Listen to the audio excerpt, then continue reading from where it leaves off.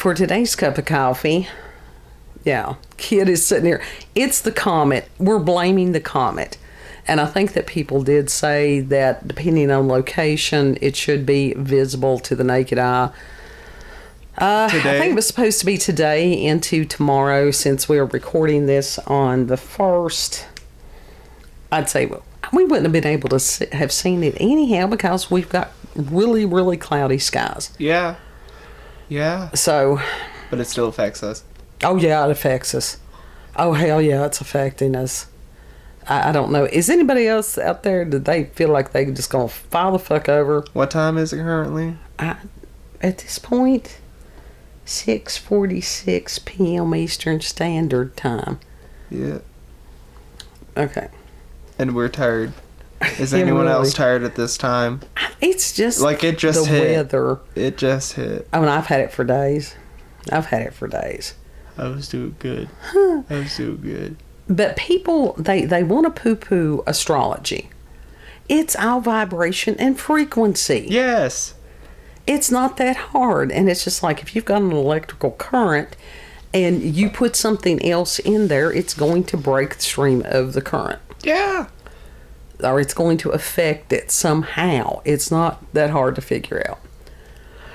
So, it's not hard to figure this out either. Daily Star. You sure? Huh? You sure? No. Lizzie McAllister, January the 29th of 2023. A leading UFO expert said aliens don't come in peace and described what they look like after 45 years of investigation. Aliens? Yeah, aliens. Astrology, then into aliens. Yeah. Yeah, why not? Aliens. It's because we have ADHD, and even with medication, we're still random. That's just our personalities. It's random. Malcolm Robinson is one of the UK's leading extraterrestrial specialists and has written more than 10 books on the subject, having researched dozens of alien incidents over the decades. And while so many so-called sightings have a simple earthly explanation, Robinson says there are still plenty of sightings that have yet to be understood. Robinson told the Daily Star, quote, "Whilst a large proportion of UFOs can be explained away as having natural explanations, only a few remain, and it is to that small 1% that I and my colleagues worldwide are trying to get to the bottom. What is in no doubt is that the UFO enigma is real, very real. It has been with us throughout time. We see this in Renaissance paintings and old cave paintings, these strange shapes and entities," end quote. And that's true. Yeah. And there's people that they want to try to explain some of this stuff away. There's no explanation for it. No. Go and look at some of the pictures that go along with the Vedic scriptures. And paintings from years ago. Yeah. Ancient paintings with UFOs in them. Yeah. Well, the Vedic scriptures described this war in the skies. Yeah. I mean, cool stuff that's out there for anybody that's willing to put in a little time. Aliens, man, warring out there. Yeah. An ancient civilization. Sure. Ask what aliens might want from us. Robinson responded, quote, "They have an agenda for sure. We can but speculate. I wouldn't say they are peaceful due to the thousands of UFO abductions worldwide," end quote. Robinson became immersed in the world of UFOs at the age of 20 when he tried to prove all sightings were nonsense and failed.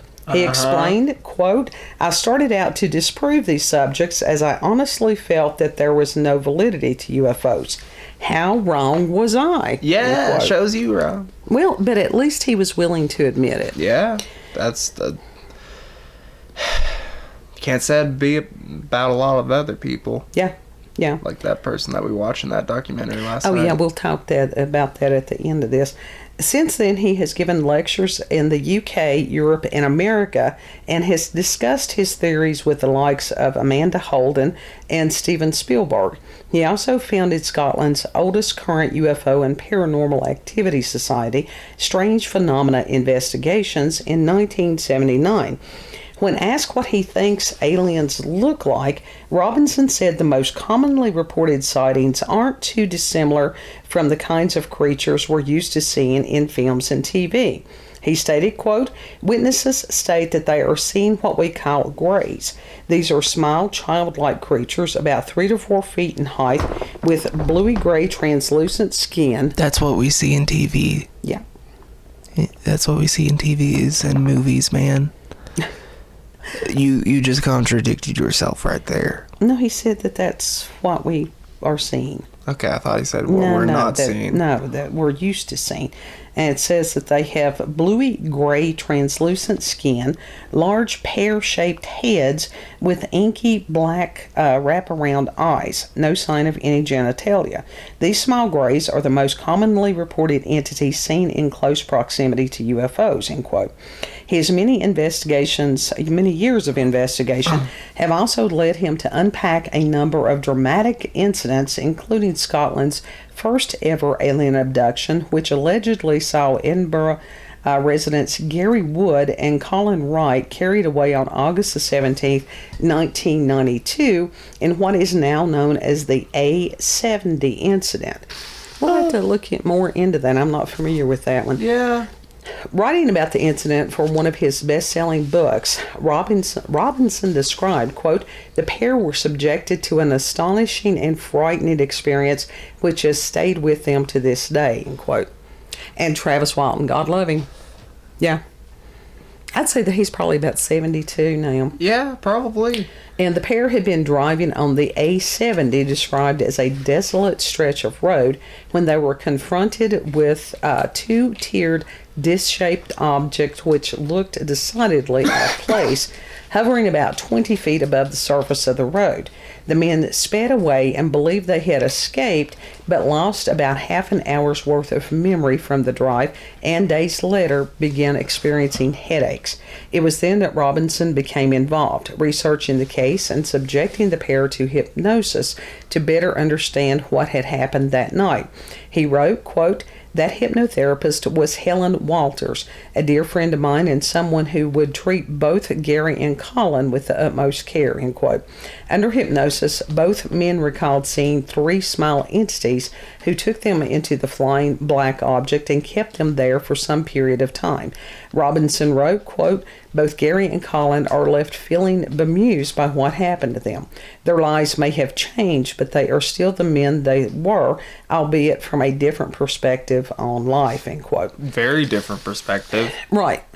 And that was one thing about Travis Walton. My God, he's still got PTSD. He's done better with it than he did, within the few years after the incident. The poor guy was tortured up there in space for God knows how long. Well, he has said on the Art Bell episode that I've been listening to, and he was 62 at the time. I mean, this happened to him when he was 20. And the whole community turned on him. And it's like the guys, the other loggers that were with him, hell, they thought that they had killed him. But he said that he thought that he actually was injured by the UFO and that they had taken him aboard the spacecraft to try to heal him. That's his perspective now. He said that a lot of the things that were in the movie were, that was not what happened. Yeah. And when he came to, needless to say, he was horribly freaked out. And they were using some kind of, it was like a light device that he thought, again, was some kind of medical something to try to heal him. Uh-huh. I think it was one of those, it's like, if you hit a deer on the road and try to help the deer, that was sort one of those situations. What happened with him. Yeah. Yeah, it was probably a student driver, Yeah. It's like it run over a human. But he has a totally different take on it. But as far as the experience itself, he was on Joe Rogan, what was it, 2 or 3 years ago that we saw, as far as seeing the clips. Yeah. And I will say that Rogan acted like a total dick to him. Yes. And it's weird because he will some guests he's very open and stuff, but he really wasn't with Travis Walton. Mm-mm. And you could look at Walton during the interview and just where his eyes were focused and stuff, and it's like, damn, he's got PTSD. Anybody who's ever seen somebody with PTSD, very characteristic. Yeah. And very distinct characteristics. It is. And I'm thinking, for somebody that's supposed to be as open-minded as Rogan is, he, like I said, a lot of times he has a lot of, he's got a lot of judgment to him about guests. Didn't he host Fear Factor? Yes. So then he should be more sympathetic towards other people's fears. Traumas. Well, during that period of time with Fear Factor, it was him trying to help people overcome their fears, which were psychological fears. Had nothing to do, having a line in a vat and having snakes poured on you is totally different than waking up with fucking aliens around you. Yeah. Yeah. Yeah, and a whole community that wondered where the hell you had been for 5 days. And yeah, these people went through years worth of lie detector tests and all that other stuff. So I'll have to look into that 870 incident because, like I said, I'm not familiar with that one. I think it's great that this guy was willing to admit that the more research he did, that he does very much believe that these things happen. I've heard other people talk of, and it could be more than one situation going on here. Mm-hmm. Have heard of different types of aliens being here. Have heard as far as government implanting thoughts. I can't remember who it was that I heard them talk. This is what comes from sleeping to Art Bell programs. That he had said that during the hypnosis of his encounter that he hit a wall. And it was like whatever, and it was government, had done to him. Because, so let's face it, they're trying to mindfuck us all. That they had just stopped the memories. And they couldn't get past it. He was never able to get past it. Wow. Yeah. It very much was like the Men in Black thing with the little memory. We don't know that wasn't self-disclosure. Yeah. Yeah. So, there's also the theory that the Greys are more like clones or a robotic something that the aliens use. That they themselves are not the aliens, but are tools. Maybe. I can see how that would be. Yeah, I can see that too. Yeah. I've heard that from other people. Mm-hmm. So, but speaking of the government and mind fucks, Kid and I had watched, it was called, what was it? 3 Mile Island. It was about 3 Mile Island, but it had another... It was on Netflix. It had another title to it. Anyhow, whatever it was, and it's got 4 episodes. If I can remember to, I'll put the link, or I'll put the whole title in the description box. It's really good. It is fascinating. And, I remember hearing about 3 Mile Island, but that was also through news and being able to tell Kid, it's like, hey, that's Walter Cronkite. Hey, that's, some of these other newscasters, what was it, Chet Brinkley or whoever it was. Uh-huh. And that these were the faces and the voices that we trusted. Yeah. And they were lying to us then just as much as they lie today. Mm-hmm. They do. Mockingbird Media has been around for a long time. Yes. But now the 3 Mile Island thing, oh shit. And it was from the perspective of this guy that was a whistleblower. Mm-hmm. And he told his story. And he had worked on an atomic submarine and was trained by one of the best. I think he worked on the first atomic submarine. And so later on, when the 3 Mile Island incident happened, they had contacted him to try to come and work on the situation, especially as far as cleanup.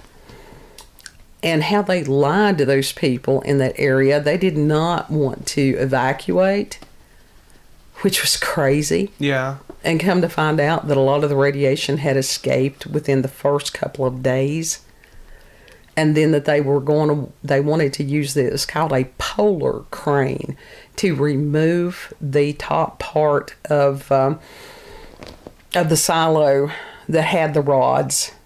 A faulty polar crane. Yeah, that they refused to adhere to safety measures, and him knowing what he knew, that if that thing failed, that it would be a total nuclear meltdown.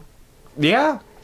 At one point, there was a hydrogen bubble that had collected, which could have blown up a whole lot of the East Coast. Yeah. I think they said that it would have killed at least 45 million people. 45 million people, yeah. And made the ground uninhabitable for thousands of years. I mean, it is just a fascinating documentary. And the guy, I mean, he lost everything. It'd have been everything. like Chernobyl type of thing if they went through that with that polar crane. Mm-hmm. It could have been the China syndrome. Yeah. So that, like I said, I urge everybody, if you can find that, to go and watch it. Very much worthwhile. And so I think a lot of this stuff, this is all about government cover-ups.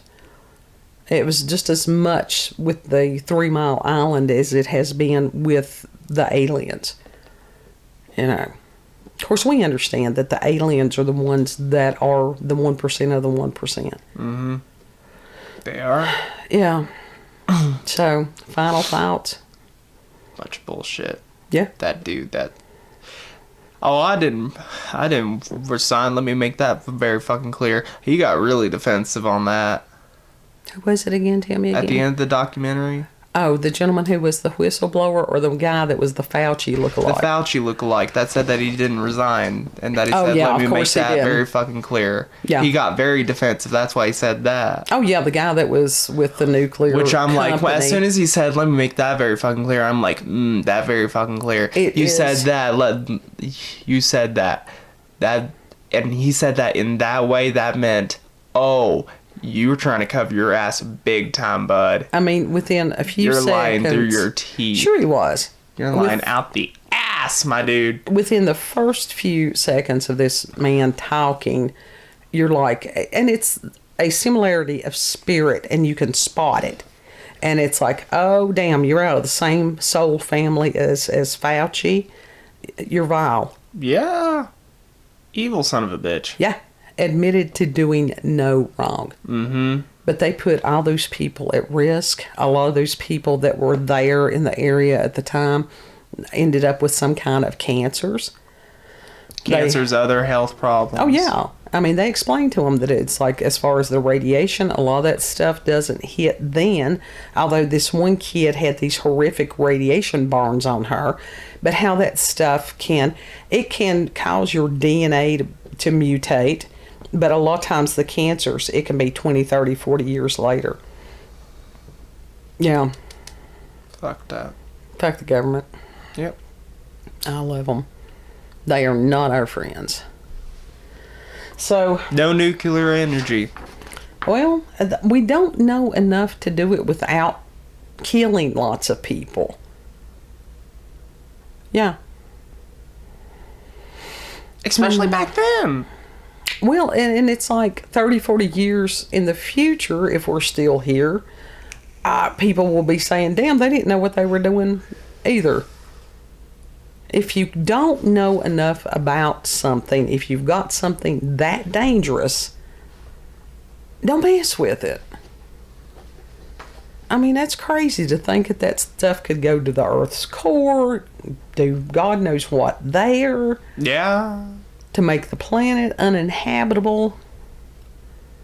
Yeah. Let's don't. So that was the final thoughts? Yeah. Okay. If you've had experiences with the paranormal, supernatural encounters with UFOs, aliens, cryptids. If you've perchance seen the documentary about 3 Mile Island, and comment. We've had some really excellent comments lately, and appreciate everybody for that. Send us an email, cupofcoffeewithscream@gmail.com. The link to the article will be in the description box, as is the email address. Whatever. The thing. The thing is in the thing. The thing is in the thing. If you like this video, don't forget to like, share, comment, and most of all, subscribe and click that notification button for daily notifications of our daily uploads. Thank you all and have a good. Yeah. Yes. Let's pray one for another, because that's what's going to get us through. Know that you're loved. And Lord willing, we'll see you on the next cut. Yeah. Bye. Bye.